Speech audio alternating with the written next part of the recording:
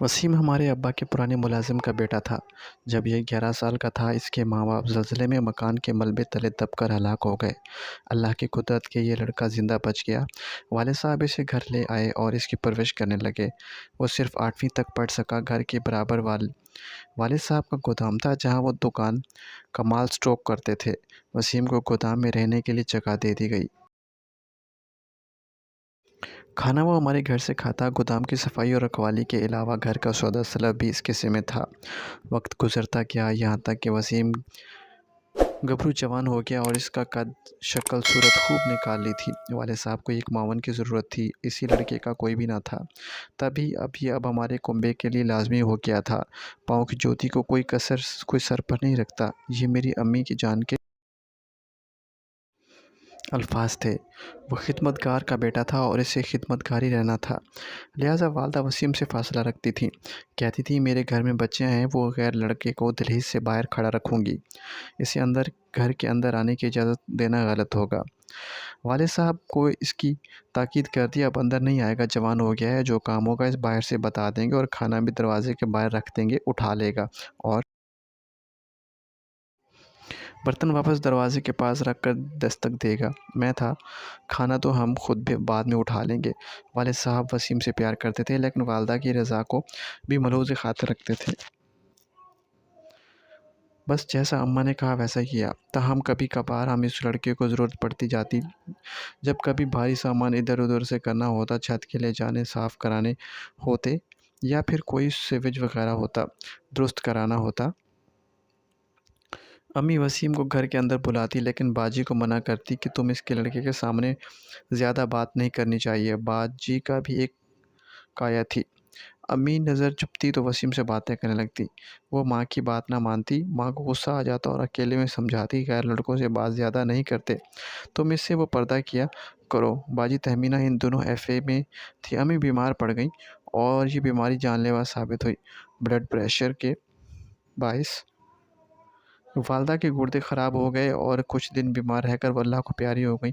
ہمارے لیے صدمہ بہت اذیت ناک تھا۔ میں تب 7ویں جماعت میں پڑھ رہی تھی۔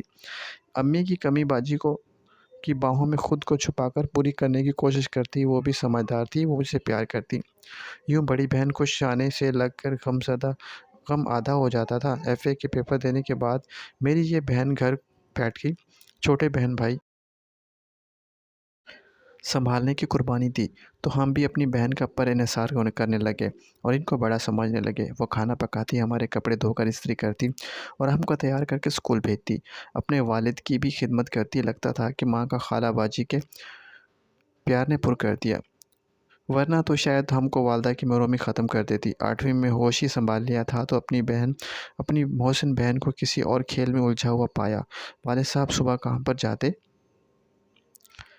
اور رات کہے لوٹتے اور طائمہ اسکول چلی جاتی۔ ہمارا بھائی بھی پڑھنے چلا جاتا۔ گھر پر باجی اکیلی ہوتی تو وہ چھت پر سے گودام میں جھانک کر وسیم کو آواز لگا کر گھر کے اندر بلا لیتی۔ کسی کام کے بہانے سے پھر وہ تنہائی میں ملاقاتیں کرنے لگے اور ان کی ملاقاتوں سے ایک نیا روپ دھار لیا تھا۔ اتفاقاً کبھی میں اور نائمہ اسکول سے جلد آ جاتے تو وسیم ہمارے گھر کے اندر بیٹھا پاتے۔ شروع میں میں دھیان نہ گیا اور رفتہ رفتہ میرے دل میں عجیب وسوسے سر اٹھانے لگے کہ یہ روز کیوں گھر میں ہوتا ہے، جبکہ امی ہمیشہ باجی کو منع کرتی تھی کہ اس کے سامنے نہ جایا کرو، اس کے زیادہ بات نہ کیا کرو۔ وسیم کا اس طرح ہر وقت موجود رہنا ہم کو ناگوار گزرنے لگا تھا۔ جب ہم نہ سمجھتے، کسی بات کو خیال میں نہ لاتے تو جو عقل آتی گئی، وسیم کو باجی کے ساتھ بے تکلفی سے گفتگو کرتا پاتا دیکھ کر دم گھٹتا محسوس ہوتا تھا۔ ہم جانتے تھے کہ وہ رشتہ دار نہیں ہے، ہمارا ملازم ہے۔ کبھی امی ابو نے اسے ہم لوگوں کے درمیان گھلنے ملنے نہ دیا تھا۔ اس کی حیثیت ہمیشہ نوکر کی ہی رہی تھی۔ ہم دونوں بہنوں سے چھوٹا تھا۔ میں ہی بڑی تھی، تبھی زیادہ فکر مند ہوئی تھی۔ ابا کی وجہ سے چپ تھی، ان کو دکھ نہ پہنچ جائے، لیکن باجی کی بچپن دیکھ کر دل جل کے خاک ہو جاتا تھا۔ پہلے باجی ہمارا بہت خیال رکھتی تھی، لیکن اب وسیم کی وجہ سے ہم کو بری طرح نظر انداز کرنے لگی تھی۔ وہ ہر وقت وسیم کے آگے پیچھے پھرتی اور اس کی اہمیت دینے لگی۔ وہ جب ہوتا خوب اس کی خاطر تواضع کرتی، اچھا خود نہیں کرتی और हमको सिर्फ डांटती रहती थी कि भूख से तो नहीं मर रहे ना, नहीं जा रहे। वो हुसैन को निवाले खाने को देती और हम बैठे मुंह तकते रहते। बाजी के इसी रवैये ने हम तीनों को इनके खिलाफ कर दिया। जिसमें नौवीं क्लास में थी, ज़्यादा उलझाव में रहने लगी। एक रोज़ जुर्रत करके जंगला भी कर दिया कि बाजी देखो, तुम जो कर रही हो ठीक नहीं है, बाज़ आ जाओ वरना अब्बा से कह दूँगी। इस नौकरज़ाद को तुम घर में मत बिठाया करो और उम्दा खाने में पेश मत किया करो, वरना मैं ये अपनी औकात से बाहर आ जाएगा और तुम सब के लिए मुसीबत बन जाएगा। बाजी ने इस दिन मुझे बहुत लानतान की और अफ़सोस है तुम्हारी सोच पढ़ लिख कर भी जाहिल रह गई हो। क्या हमारा मज़हब इस बात का दर्ज नहीं देता कि अमीर गरीब सभी इंसान बराबर होते हैं? और तुम मुझे गुरूर सिखा रही हो। वसीम नौकर है, नौकर तो क्या हुआ, हमारी तरह इंसान तो है ना। इतनी हकारत अच्छी नहीं। मैं हकारत नहीं कर रही बाजी, आपको एहतियात से काम लेने का कह रही हूँ। अब्बा की लाइल्मी में इस गैर आदमी को घर के अंदर बिठाती हो, जबकि अम्मा भी फासला रखती थी और इसको घर में नहीं घुसाती थी। अपना नहीं तो अपनी बहनों का ही ख्याल कर लो। यकीनन जब अब्बा की इस बात का इल्म होगा वो बहुत नाराज़ होंगे और बहुत गुस्सा करेंगे और कभी ना कभी तो इनको इल्म हो ही जाएगा। हाय! पर मेरे तमिया का कोई असर ना हुआ। हम तो यूँ ही भी मजबूर थे कि छोटे थे, हमको और ही कोई घर वही सँभालती थी। लेकिन जब जब मैं बड़ा समझने लगी थी तो कैसे चुप रहती। मैंने भी कह दिया था अगर बाज़ ना आई तो सब कुछ अब्बा से कह दूँगी, फिर तुमको वो मारेंगे और घर से निकाल देंगे। और इसकी ज़िम्मेदार तुम होगी। लेकिन अब मुझसे ज़्यादा कुछ बर्दाश्त न होगा। जब देखा कि मेरे तेवर कड़े हैं, आपे से बाहर हो गई और जूता उठाकर मुझे मारने लगी। इस बार मेरे दिल में तो वैसी आग से भड़क उठी थी। पहले तो मैंने इनको महज़ डरा रही थी। अब कसम खाई कि जो कुछ हुआ अब्बा से ज़रूर इनकी शिकायत करूँगी। शाम को अब्बा आए तो मेरा मुँह सूजा हुआ देखा था, आँखें सुर्ख़ हो गई थीं। उन्होंने प्यार से पूछा, हमारे बेटे को क्या हुआ है? क्यों आँखें सूजी हैं? मैं तो बस फट पड़ी और जज़्बात में आकर अब्बू को बता दिया कि बाजी रोज़ वसीम को बुलाकर बिठा लेती हैं। इसे अब्बू को बता दिया कि बाकी रोज़ वसीम को बुलाकर बिठा लेती हैं, इसे किचन में बिठाकर गरम-गरम खाने पेश करती हैं। हम तो स्कूल होते हैं, जब आते हैं ये मौजूद होता है। यही बात मुझे अच्छी नहीं लगती। अब वसीम जाएगा या फिर इस घर में हम रहेंगे। कहने को तो ये सब कह गए लेकिन अब्बा की तरफ न देखा। वो तो बस गुस्से में आग बबूला हो गए थे। इसी वक्त घर से निकलकर गोदाम की तरफ गए और वसीम से कहा कि 1 मिनट में यहाँ से दफ़ा हो जाओ, फिर कभी अपनी शक्ल मुझे मत दिखाना। जिस थाली में खाते हो उसी में छेद करते हो। जाने क्यों कि उन्होंने खुद पर काबू पाया, जो वसीम को जाने दिया। इतना गुस्से में थे कि खुद मैं डर गई थी कि कहीं इसका खून न कर दें। वसीम इसी वक्त चला गया, खुदा जाने कहाँ गया। मैं सिर्फ अब पछताई कि जल्दबाजी में अब्बा को बताकर बाजी की बेकदरी कर दी। जैसी भी थी हमको तो मोहब्बत दे रही थी, देखभाल और हमारे सारे काम करती थी।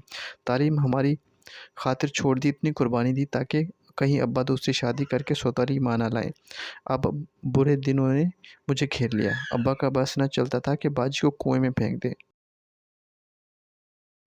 और वो उठते-बैठते मुझे कोसती रहती कि कमबख्त बहन है, कि डायन मुझसे मेरे बाप की शफ़क़त और मोहब्बत छीन ली। नागन मैं तो हर वक़्त तुझ पर निछावर हुआ करती थी और वो तूने ये सिला दिया कि मुझे बाप की नज़रों से गिरा दिया। वसीम से तो इसी बेचारे यतीम से रहने का ठिकाना भी छीन लिया। अब ना जाने वो कहाँ मारा-मारा फिरता होगा। बहुत गुनाह होगा, आइमा देख लेना, तुझे तेरा भी बुरा हाल होगा और तू भी ऐसे दर-बदर होगी कि इसकी बददुआ उम्र भर तेरा पीछा करेगी। ये ज़ुल्म बहुत महँगा पड़ेगा जो तूने इसके साथ किया है। जो-जो वो मुझे मस्ती में परेशान हो जाती वसीम तो फिर पलट कर ना आया और ना कुछ इसका पता रहा। मैंने रोते-पीटते भी ये कर लिया। तभी एक अच्छा रिश्ता आ गया। अब्बा ने झटपट मेरी शादी कर दी। बाजी बेचारी अभी तक कुर्बानी का बकरा बनी थी। एक छोटी बहन और भाई बाकी थे जिसकी देखभाल इन्हें करती थी। कुछ दिनों रिश्तेदारों ने मेरे वालिद को सराहा थी। अब तुम सिरे शादी कर लो कि घर सँभालने वाली आ जाए और फिर तुम तहमीना की शादी कर देना। वालिद भी चाहते थे कि बाजी तहमीना की शादी कर ले लेकिन कोई अच्छा रिश्ता नहीं मिल रहा था और वो इसी कोशिश में थे कि इधर बेटी के फ़र्ज़ से सबकदोश हों तो फिर अपनी शादी के बारे में सोचूँ। इंसान सोचता क्या है और होता क्या है। अब्बा को किसी ने बाजी के لیے رشتہ بتایا، اور جس روز وہ لڑکا دیکھنے جا رہے تھے، لاہور کے قریب ہی ان کا ایکسیڈنٹ ہو گیا اور وہ جاں بحث نہ ہو سکے اور ہم کو تقریر نے ایک اور زخم لگا دیا۔ میں تو اپنے گھر میں خوش اور آباد تھی، لیکن اب بڑا مسئلہ میری بہن تہمینہ، چھوٹی بہن اور بھائی کا تھا، جو اکیلے نہ رہ سکتے تھے۔ ارسلان بہت انسان دوست تھے، وہ بہت اچھے انسان تھے اور بے حد مجھے پیار کرتے تھے۔ جب ان سے اپنے بھائی بہنوں کی طرح مجبوری بتائی، بولے کہ ان سب کو یہاں لے آؤ اور اپنے ساتھ رکھ لو۔ میں نے کہا کہ درست نہ ہوگا، میرے والد صاحب کا ذاتی مکان ہے، وہ اسی میں رہتے بھلے لگتے ہیں، مکان کو تالا لگ جائے گا اور لوگ بھی آپ کو یہی کہیں گے کہ بیوی کے رشتہ دار پال رہے ہیں۔ بہتر یہی ہے کہ ہم بھی کچھ عرصہ ان کے پاس جا کر رہ لیتے ہیں، جب تک کوئی ایسا رشتہ باجی کے لیے نہیں مل جاتا کہ جس کو گھر داماد مل جائے۔ ارسلان نے میری بات مان لی۔ ہم اپنے گھر سے والد صاحب کے گھر منتقل ہو گئے۔ والد صاحب نے کافی رقم باجی اور چھوٹے بھائی کے نام کرائی ہوئی تھی، لہٰذا انہیں خرچے کی تنگی تو نہ تھی، لیکن تحفظ ضروری چاہیے تھا۔ باقی میرے اور ارسلان کے ساتھ رہنے پر خوش تھے کہ اب ان کو ڈرنا تھا اور بہت سے مسائل بچ گئے تھے۔ ارسلان ہر طرح سے میرے بھائی اور بہنوں کا خیال رکھتے تھے۔ میں البتہ والد کے گھر آ کر بے آرام ضرور ہوئی تھی، کیونکہ میرا اپنا گھر آرام اور راحت کا گہوارہ تھا، جہاں نوکر چاکر سبھی سہولیت میسر تھی۔ ارسلان کی مجھ سے محبت دیکھ کر ہر کوئی رشک کرتا تھا، اور قسمت باجی کی کہ ابھی تک کوئی موزوں رشتہ نہ ملا۔ لیکن چھوٹی بہن نے ایف اے کر لیا تو اس کی شادی ارسلان نے اپنی بہن کے بیٹے سے کرا دی۔ عاصم نے بھی 8ویں پاس کر لی اور اس کا سلیکشن آرمی کی اکیڈمی میں ہو گیا اور وہ جہلم چلا گیا۔ اب گھر میں باجی اور ارسلان رہ گئے تھے۔ میں نے باجی سے اصرار کیا کہ اب آپ ہمارے گھر چل کر رہو، ہم بہت دن آپ کے پاس رہ لیے۔ میرا ایک یہ بھی مقصد تھا کہ وہ میرے محل نما گھر میں رہیں گی تو میرے خاوند کے اسٹیٹس کے مطابق ان کے لیے کوئی اچھا رشتہ مل جائے گا۔ والد صاحب کا گھر تو ایک متوسط طبقے کے گھر جیسا تھا، اور ان کی وفات کے بعد ان کا حوالہ بھی نہ رہا تھا۔ رشتوں میں لوگ ایسی باتوں کو بھی تو مد نظر رکھتے ہیں۔ باجی میرے گھر ہمارے ساتھ رہنے لگے۔ ہمارے ساتھ رہتے ہوئے یہاں ان کو احساس ہوا کہ مجھے تو دنیا کی دولت مل گئی ہے، شوہر کے پیار کا خزانہ مل گیا ہے۔ ارسلان کی محبت میرے لیے سرمایہ تھا، جس سے میرا گھر رشک جنت تھا، وہ دل ہی دل میں کرنے لگی۔ نوکر چاکر میرے آگے پیچھے ہاتھ جوڑے رہتے۔ اللہ تعالیٰ نے مجھے 2 بیٹیوں سے بھی نواز دیا، لیکن میری بہن کے نصیب کے پھول نہ کھلے۔ کئی بار رشتے کی کوشش کی ہوئی، لیکن بات بنتی اور پھر ٹوٹ جاتی، اللہ جانے کیا وجہ تھی۔ حالانکہ میں اور ارسلان خلوص دل سے چاہتے تھے کہ باجی تہمینہ اب اپنے گھر کی ہو جائے۔ ان کی شادی کی عمر نکلی ہوئی جاتی تھی، وہی ہوا جس کا ڈر تھا۔ بہت کوششوں کے باوجود ان رشتہ نہ ہو سکا اور ان کی شادی کی عمر نکل گئی۔ میں تو خوش اور مطمئن اپنے بچوں کی چہروں میں گھومتی، لیکن مجھ سے کئی برس بڑی بہن تنہائی کی آگ میں جلس رہی تھی۔ مجھے محسوس ہونے لگا کہ جب میں ارسلان کے قریب ہوتی ہوں اور ہم پیار محبت سے باتیں کرتے ہیں، باجی کھوسی جاتی ہے اور اداس ہو جاتی ہے۔ اب تو اکثر وہ ہم کو بنتے بولتے تک ٹھنڈی آہ بھرتی ہے اور ان کے چہرے کا رنگ ہی بدل جاتا ہے۔ جب بھی مجھے پانی کی اور زیادہ فکر لگی، باجی کی زیادہ فکر لگی، تو میں نے ان کو خوش دیکھنے کے لیے ارسلان سے کہا کہ آپ بچوں اور باجی کو لے کر سیر پہ جایا کریں۔ تیسرے بچے کی آمد تھی، اس وجہ سے میری طبیعت خراب رہتی تھی اور گھر سے نکلنا میرے لیے درد عذاب بن رہا تھا۔ گرمیوں کی چھٹیاں تھیں بہت، میں نے ارسلان کو مجبور کیا بچوں کو مریض لے کر سیر کرائیں۔ میں نہیں جا سکتی تھی، باجی کو لے کر جائیں۔ انہوں نے بہت کہا کہ بغیر تمہارے سیر کا کیا لطف آئے گا۔ میں نہ مانی۔ دراصل میں تو باجی کو خوش دیکھنا چاہتی تھی، کیونکہ ان دنوں وہ بجھی اور اداس رہتی تھی۔ بس اسی دن سے میری خوشیوں نے مجھ سے منہ موڑ لیا اور میری بربادی کا آغاز ہوا۔ سیر سے واپسی پر میری بہن کا موڈ مزاج کچھ اور تھا اور ارسلان کی نظریں بھی بدلی ہوئی تھیں۔ وجہ میری سمجھ میں نہیں آئی تھی، کیونکہ اس رشتوں کو میں شک و شبہ سے بالا سمجھتی تھی، جو میری بہن اور میرے شوہر کے درمیان تھا۔ ارسلان ایسے پیار کرنے والے شوہر جس پر ایک بیوی پورا بھروسہ کر سکتی تھی، جبکہ باجی نے تو مجھے بہت پیار دیا تھا۔ ماں کے گزرنے کے بعد ان کی یاد کو اسی بہن کی محبت میں بھرا تھا، لیکن آج یہ کیا، ان دونوں میں ہی مجھے نگاہیں ملانے ہوئے شرما رہے تھے۔ میں حیران اور خاموش تھی، تحمل سے کام لیا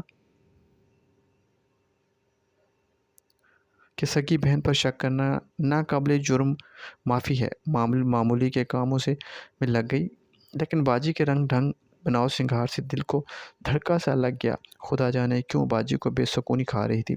तीसरे बच्चे के जन्मदिन में अस्पताल में थी। जब घर लौटी तो ये घर मेरा ना रहा। अरसलान ने माफ़ी मांगी और कहा कि तुम्हारी बहन का कसूर है। मैंने तो कभी ऐसा ना सोचा था, लेकिन अब जो हो चुका है बढ़ता जाएगा। तुम्हारी बहन की बातों में बहक बहक गया था। उन्होंने कहा कि वो सुनकर मैं सन्नाटे में रह गई। इस कदर मातम करती कम थी। कभी बहन की जानब कीमती थी तो कभी शौहर की तरफ देखती थी। दुख तो ये था कि बाजी को अपनी इस हरकत से कोई दुख और शर्मिंदगी ना थी। दिल अरसलान को धुतकारता था, फिर भी उन्हें छोड़ना ना चाहती थी कि 3 बच्चों की ज़िंदगी का सवाल था, लेकिन इखलाकी एतबार से अब मुझे अरसलान में के निकाह में नहीं रहना था। क्योंकि अब वो मेरे अपने शौहर से कोई ताना बाना ना था। मुझे इनका घर छोड़ना ही पड़ा। उन्होंने मुझे तलाक दी और मैं अपने वालिद के घर आ गई कि जहाँ इस अरसा पर ताला लगा पड़ा था, और बाजी ने अरसलान से निकाह करके मेरा घर संभाल लिया। मेरी जन्नत पर हकदार बन गई। उन्होंने मेरे लौटने का ज़रा भी मलाल न था और ना मेरे बच्चों पर इनको रहम आया। मैं दिन रात यही सोच सोच कर हैरान होती रही कि खिलती रहती हूँ कि इस कदर